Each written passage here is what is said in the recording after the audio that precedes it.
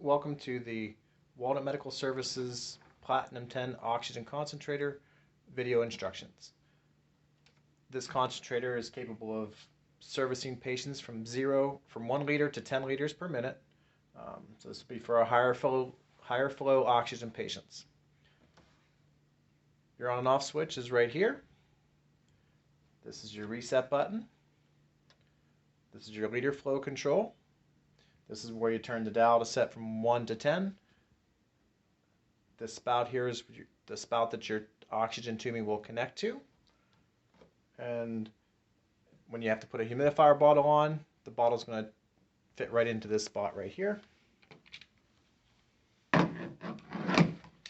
Like so. And then your adapter will connect onto the machine here. So that's just a quick overview. There's 2 filters on this concentrator, one on each side.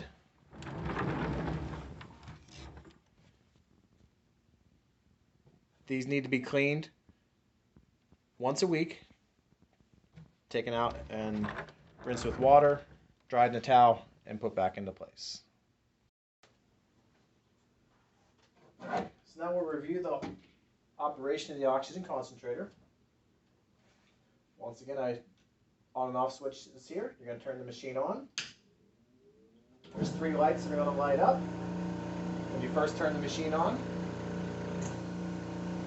Once the machine gets up to proper percentage, the green light will come on. If the yellow light is the middle light, if that comes on, the machine is dropped below the proper oxygen percentage, so you'll need to give us, if it stays on for 15 minutes, give us a call. And then the top one is a red light that if the power is out or the machine shuts down completely, the red light will come on. So the green light is already on. The white button here is a reset button. That works like a circuit breaker in your home. So when the power goes out, your machine shuts down, that may pop. If it pops, when the power comes back on, push this button back in, turn your machine back on, and most of the time that will fire it back up. If it doesn't, continue to use your oxygen backup tank until the power comes back on, or we come out with another concentrator for you. The black knob here is going to control your liter flow. Once again, this one will go from 1 to 10 liters per minute. So this is for our higher liter flow oxygen patients.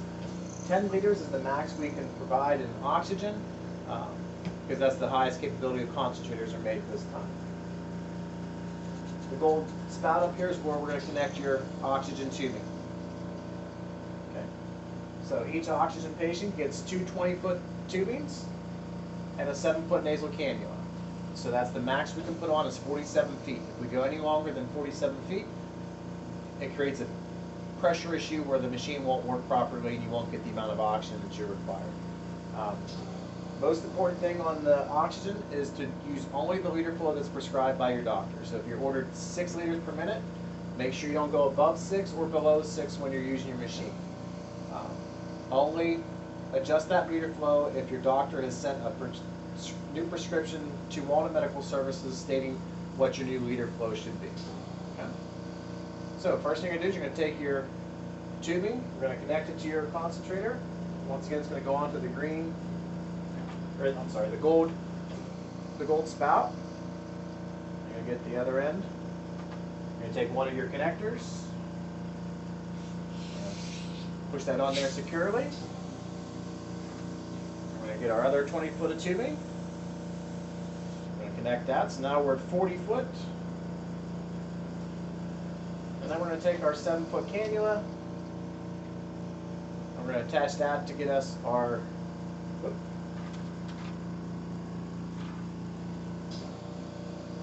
put our connector on here to attach our nasal cannula. And now we have 47 feet of oxygen tubing with your nasal cannula. The nasal cannula is going to enter your nose with the prongs pointing down, so it grips onto your nostrils. So it's going to go in like this, up over each ear, and then there's a little clip here that will slide up and down to tighten or loosen the nasal cannula on your nose. So once you do that, your machine is ready to go. You've got your cannula on, your tubing's hooked up. We set the machines up in a central location so it allows you to get everywhere you need to go with 47 feet of tubing. So quick review again, on and off switch. Your 3 lights will come on, red, yellow, and green. When it goes to green, your machine's working properly and ready to go.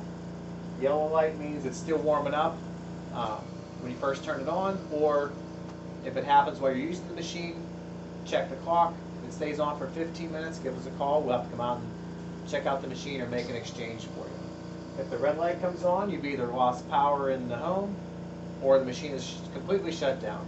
In those cases, if it's a complete shutdown from the machine but you have power, go onto your backup tank and give us a call so we can come out and replace the machine.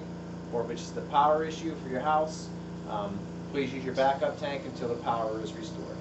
If you start to get low on your backup tanks, please call Walnut Medical Services for assistance. Now, being on a higher liter flow, this is a higher liter flow machine. Some patients will experience dryness, possibly bloody noses. So what we can do is we can put a humidifier bottle on there to give you some humidification to help with that issue. So what you're going to do in that case is we're going to get our humidifier bottle. This must be filled with distilled water. It cannot be tap water, it must be distilled water. The distilled water must be replaced every day. Okay. So, at the end of the day, or either at night before you go to sleep, or preferably you do this in the morning, you dump out your water and you put fresh distilled water in.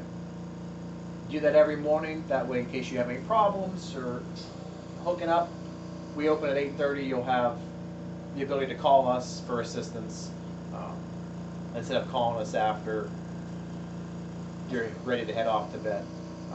This way we can come out during business hours and help you if we need to. So once again, distilled water is put in here every day, fresh. Do not pour it into the old water and mix it together. Dump out the old, put in the new. There's a minimum line and a maximum. We recommend you put it up just to the minimum line because you have to replace it every day anyway, so why waste the water? The most important thing with the humidifier bottles is make sure you get it threaded properly. There's 2 parts where it can be threaded.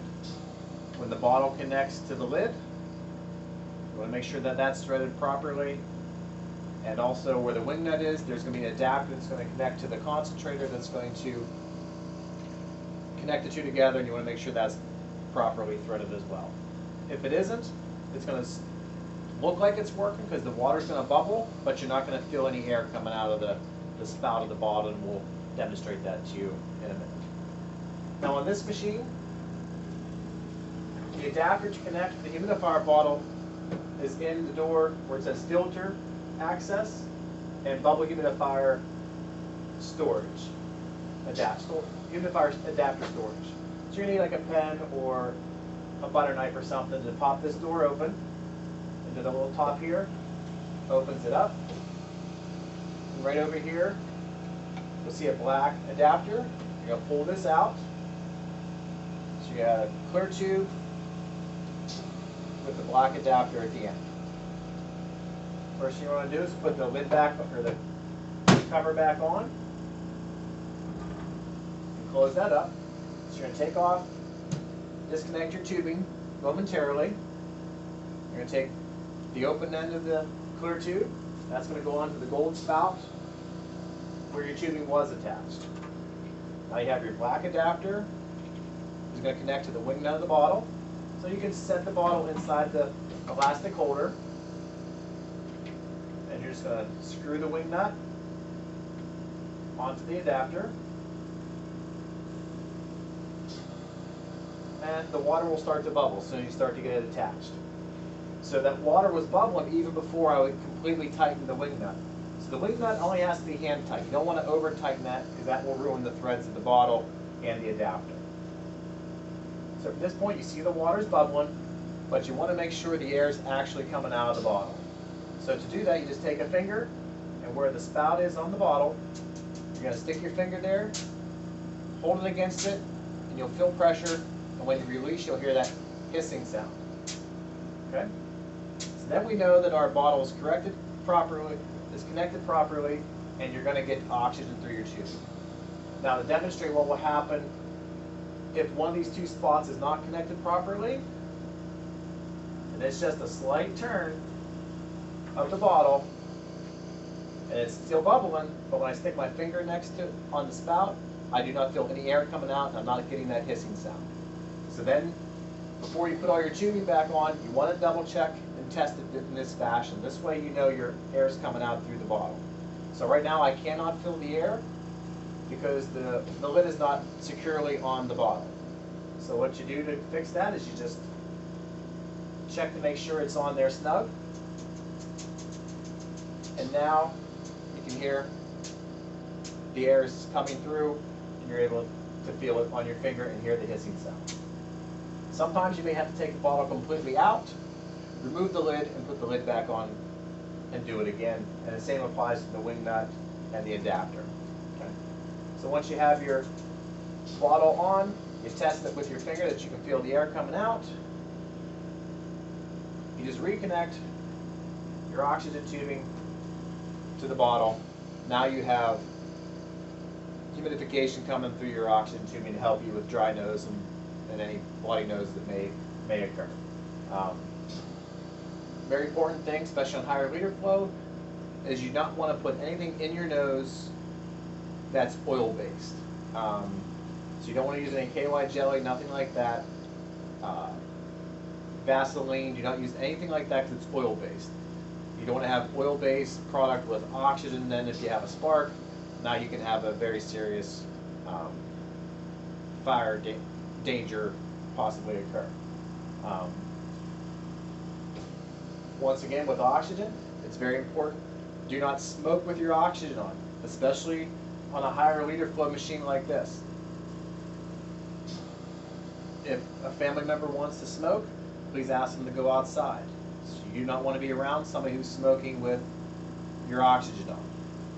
Also, it's very bad for the oxygen concentrator when people in the house are smoking, because inside this cabinet is a filter.